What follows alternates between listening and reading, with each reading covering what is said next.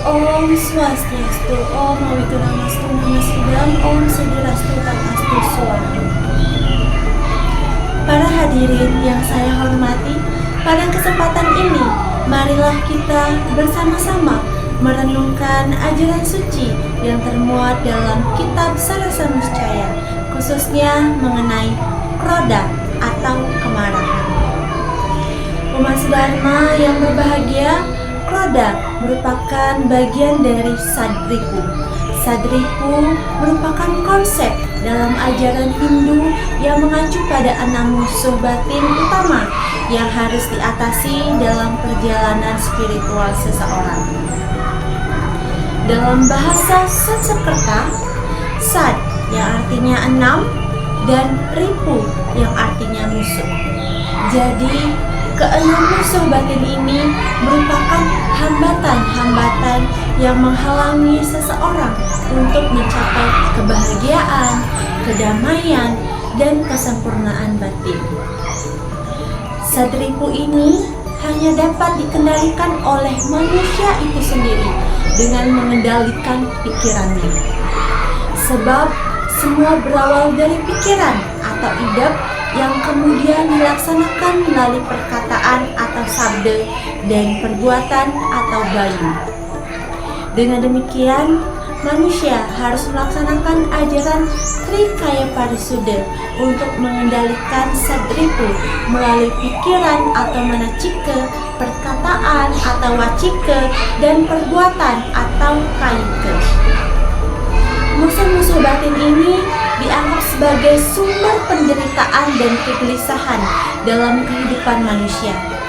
Sadripu mencakup berbagai aspek dari kondisi manusia, mulai dari hawa nafsu dan kemarahan, hingga keserakahan dan kecemburuan. Mengenali dan mengatasi sadripu ini merupakan langkah penting dalam perjalanan spiritual seseorang menuju pemahaman yang lebih dalam tentang diri mereka dan pencapaian kesejahteraan batin yang lebih besar.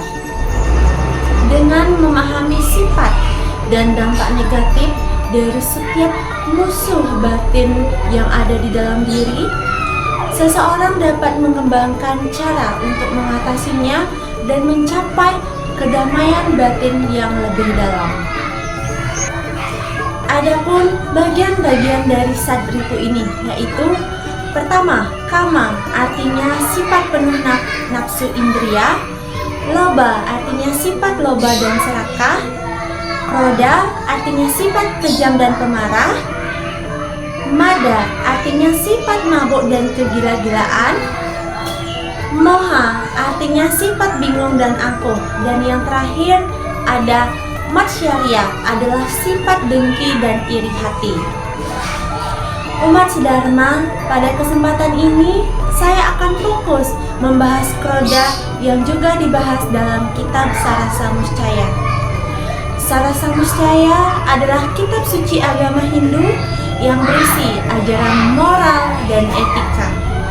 Kitab ini ditulis oleh Bhagawan Wararuci pada abad ke-9 atau 10 Masehi dengan menggunakan bahasa Sanskerta dan juga Jawa kuno. Umat Dharma, kroda artinya sifat kemarahan yang dimiliki oleh umat manusia. Jika hal ini dimiliki berlebihan akan membawa manusia ke jurang kehancuran. Pengendalian sifat-sifat marah tentu saja akan lebih menyejukkan hati manusia dalam menjalani berbagai jalan kehidupan. Musuh akan bisa dikurangi dengan tidak melanjutkan amarah secara membagi hutang.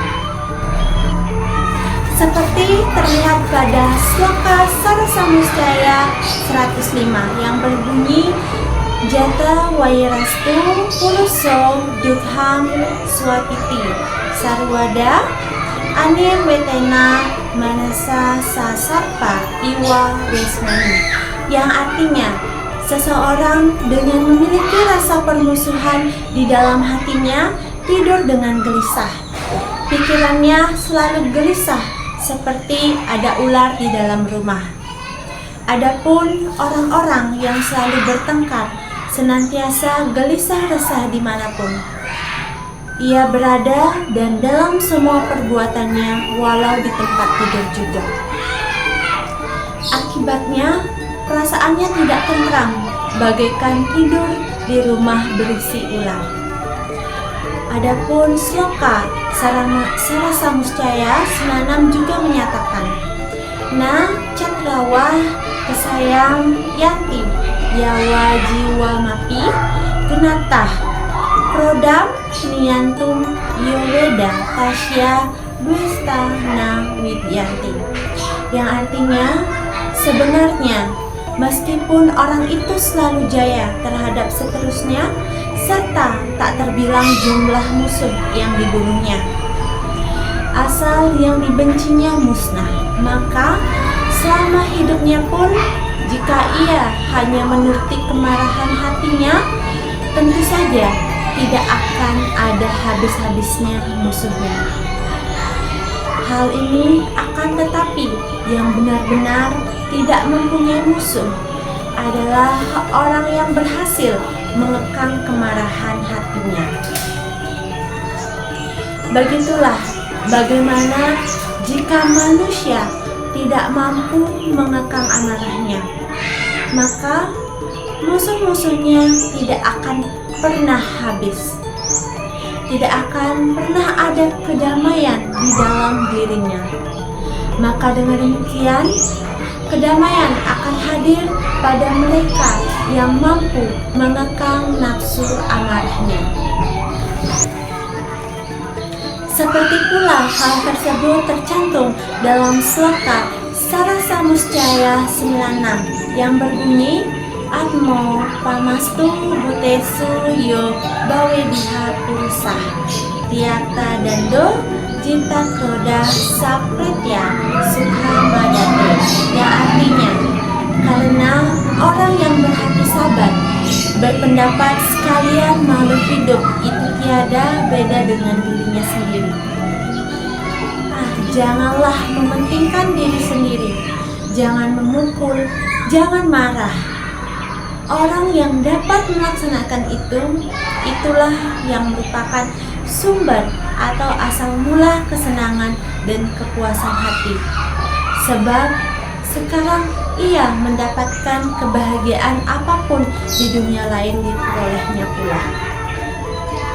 Seperti itulah manusia jika dengan sabar mampu menahan amarahnya. Ia bahagia baik dimanapun juga, apakah itu di dunia ini ataupun nanti di dunia yang lain, yaitu pada saat setelah ia mati nantinya. Manusia itu dikatakan utama jika ia mampu melaksanakan pengekangan terhadap amarahnya. Manusia utama yang melebihi manusia lainnya walaupun ia tidak lebih kaya dari manusia itu.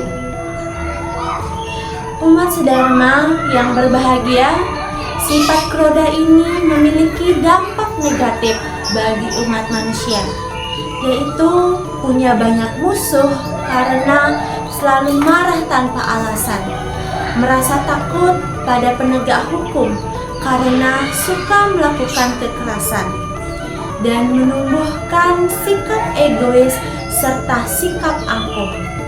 Maka dengan demikian, umat sedharma, marilah kita harus senantiasa senang melakukan introspeksi diri setiap saat, sembahyang dan berdoa setiap waktu, tenang dalam menghadapi setiap masalah yang dialami, tidak cepat panik dalam memecahkan suatu masalah, tidak mudah bingung dan emosional dalam menghadapi sesuatu, selalu berpikir positif terhadap orang lain dan sekitar, maupun menasehati diri sendiri dan mampu memaafkan orang lain, serta selalu jujur pada hati dan juga pada orang lain.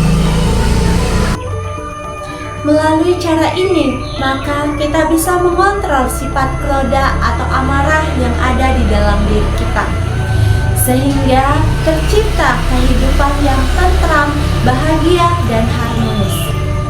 Hal ini dijelaskan dalam Sarasa Muscaya 101 yang berbunyi Akrodana Krodanebio Wisistastata titik sura titik sorwistata Amanusbeyo Manusaca Pradana Widwam statai wawi dusah pradhana, yang artinya sangat lebih utama orang yang berhasil menguasai kemarahan daripada orang yang dikuasai kemarahan.